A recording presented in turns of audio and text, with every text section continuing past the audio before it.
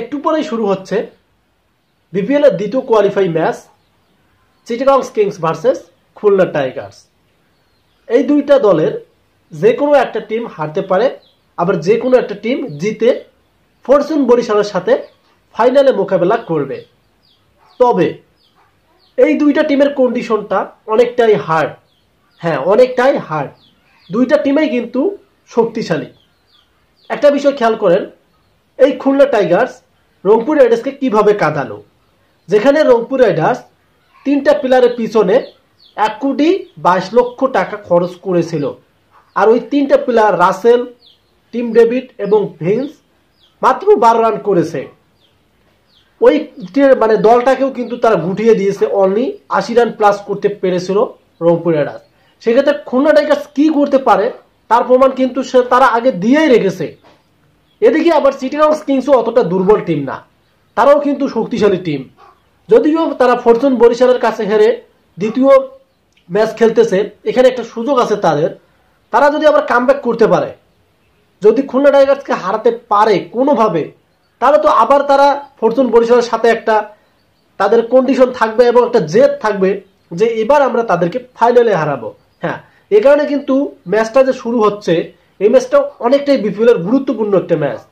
ওইদিকে বরিশাল অপেক্ষা করতেছে কে আমাদের সাথে ফাইনাল খেলবে।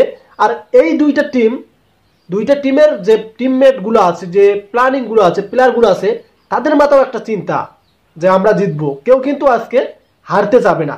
তবে দিন শেষে আমরা দেখতে পারবো, খেলা শেষে দেখতে পারবো কে জিতলো ম্যাচটা। বাট এটা আমরা বলতে পারি, আপনারা অনেকেই আছেন খুলনা টাইগার্সের সাপোর্টার, অনেকেই আছেন চিটাগংসের সাপোর্টার, কারণ আজকে এই দুইটা টিমের খেলা, এই দুইটাই সাপোর্ট করবেন আপনারা। বেশিরভাগ কিন্তু আমরা দেখতেছি যে মিরপুরের মধ্যে যে খেলাটা হচ্ছে স্টেডিয়ামে, সেখানে কোনোদিন দেখি বোলিং পিচ হয়, কোনোদিন দেখি ব্যাটিং পিচ। এই যে আপনারা খেয়াল করেন, রংপুর যখন ব্যাটিং করলো তখন ওটা তাদের কাছে বোলিং পিচ মনে হয়েছিল, আর যখন খুলনা টাইগার্স ব্যাটিং করলো তাদের কাছে ব্যাটিং পিচ। এবং তারপরের ম্যাচটা লক্ষ্য করুন, চিটাগং কিংস ব্যাটিং করলো, ভালো রান করছিল, 150 রান করেছিল। এদিকে আবার ফরচুন বরিশাল ওটা চেঞ্জ করলো, তৌহিদ হৃদয়ের দুর্দান্ত ব্যাটিং দিয়ে ম্যাচটা জিতে গেল। হ্যাঁ, সেদিন কিন্তু রংপুর রাইডার্সের কপালটা একদমই খারাপ ছিল, কারণ তারা যে ভুলগুলো করেছিল, কিছু ভুল ছিল। ইফতিকার আহমেদ এই প্লেয়ারটা এবং তার সাথে খুশদিল তো নেই, ইফতিকার আহমেদকে অবশ্যই নামানো উচিত ছিল, কারণ সে কিন্তু এত দূরে এনেলো দলটাকে, তাকে রেখে তারা বিদেশিদেরকে সুযোগ দিল। আর বিদেশিরা অত দূর জার্নি করে আসে যে আপনাকে 200-300 রান করে দেবে, এটা কিন্তু না। সেক্ষেত্রে এই চিটাগং আর খুলনা টাইগার্সের ম্যাচটা এতটাই হার্ড ম্যাচ হবে। আমরা যদি দেখি তাদের ব্যাটিং লাইন যে কিরকম আসবে, তারপরে কিন্তু আমরা প্র্যাকটিক্যালি বুঝতে পারবো।